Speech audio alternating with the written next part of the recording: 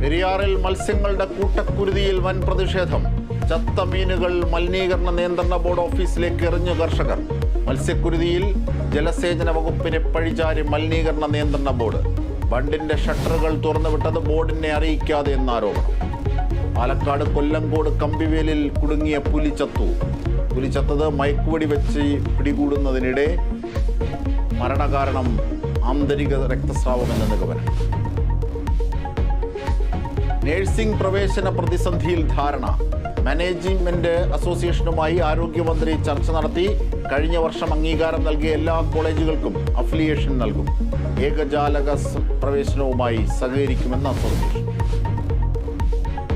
തദ്ദേശ സ്വയംഭരണ ward പുനർനിർണയത്തിൽ ഓർഡിനൻസിൽ ഒപ്പിടാതെ governor. പെരുമാറ്റച്ചട്ടം നിലനിൽക്കുന്നു എന്ന വാദം. തെരഞ്ഞെടുപ്പ് കമ്മീഷന്റെ അനുമതി തേടാനൊരുങ്ങി സർക്കാർ.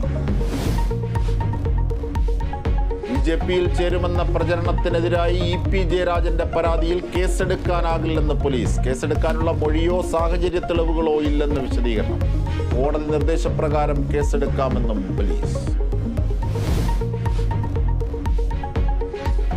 യുവതിയെ ബലാത്സംഗം ചെയ്ത കേസിൽ എൽദോസ് കുന്നപ്പള്ളി MLA-ക്കെതിരെ കുറ്റപത്രം. ബലാത്സംഗം, വധശ്രമം അടക്കം കുറ്റങ്ങൾ ചുമത്തി. യുവതിയെ MLA ഒന്നിലേറെ തവണ ബലാത്സംഗം ചെയ്തെന്നും കുറ്റപത്രം. 2 സുഹൃത്തുക്കളും പ്രതികൾ.